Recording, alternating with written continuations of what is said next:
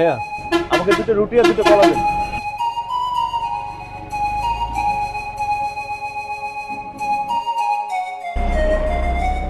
কত টাকা?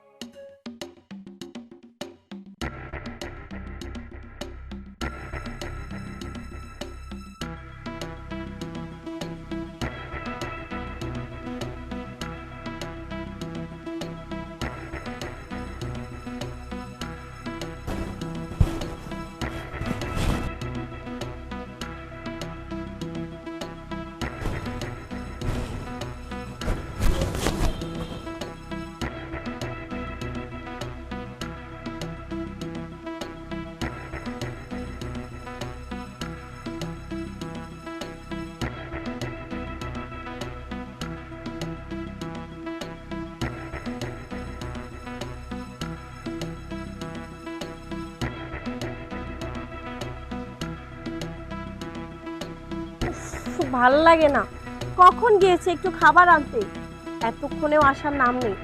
আর আমি যদি ইচ্ছা করতাম রান্না করে খাওয়া শেষ হয়ে যেত, তাহলে তার আসার নাম নেই। আর যে কতক্ষণ ধরে আমি ওয়েট করব বুঝতে পারছি না। এবার শুধু আসুক, ওর খাবারই আমি খাবো না। চলে আসছি জান, বসো। আশেপাশে একটাও দোকান নেই, অনেক দূর যেতে হয়েছিল, ভালো কিছু পাইনি। শোনো, দেশের বাইরে গেছিলা? দেশের ভিতরে ছিলাম কিন্তু অনেক দূর। কি আনছো? তুমি পছন্দ করে কলার রুটি, সেটাই নিয়ে এসেছি। তুমি আমাকে এত ভালোবাসো?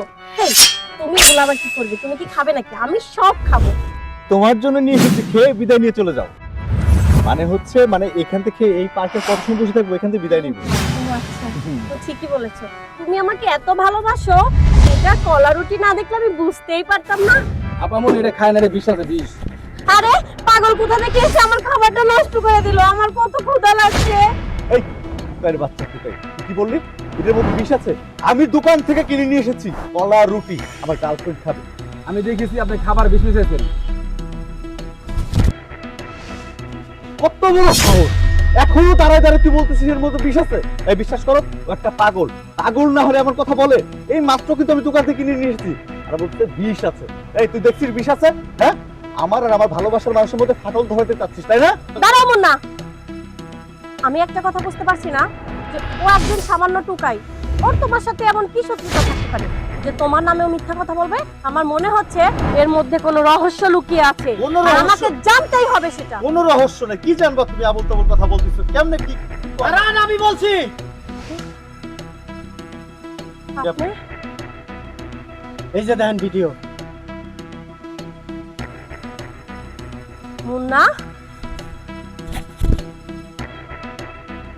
টুকাই কাকে বলছিস তুই? টুকাই ও নাকি টুকাই তুই? তুই নিজের অতীত এত সহজে ভুলে গেলি? বেঈমান!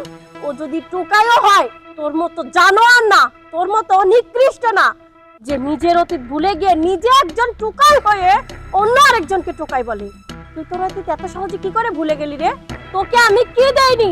তোকে আমি রাস্তা থেকে তুলে এনে আমার বাড়িতে জায়গা দিয়েছিলাম, আমার ভালোবাসা দিয়ে তোকে ভালো মানুষ করতে চেয়েছিলাম। তোর গায়ে দামি পোশাক কার জন্য?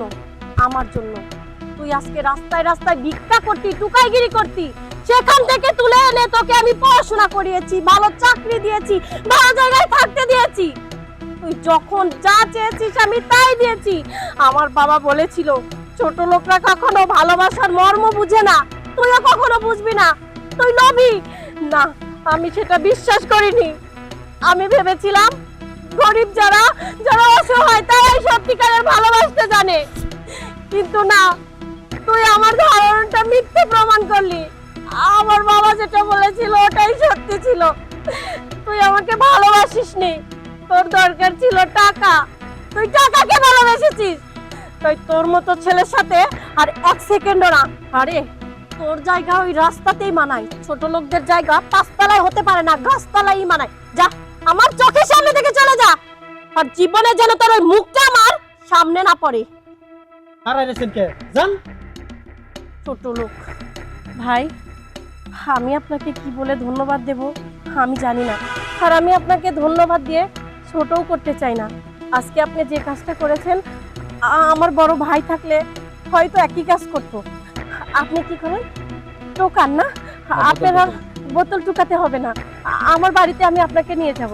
আমার বাবাকে বলে আমাদের কোম্পানিতে আপনাকে একটা ভালো জব দিয়ে দেব। ভাই, আপনি আমার সাথে যাবেন না? যাব। আচ্ছা চলেন। জি আপা, আপনি নিয়ে যান তারে।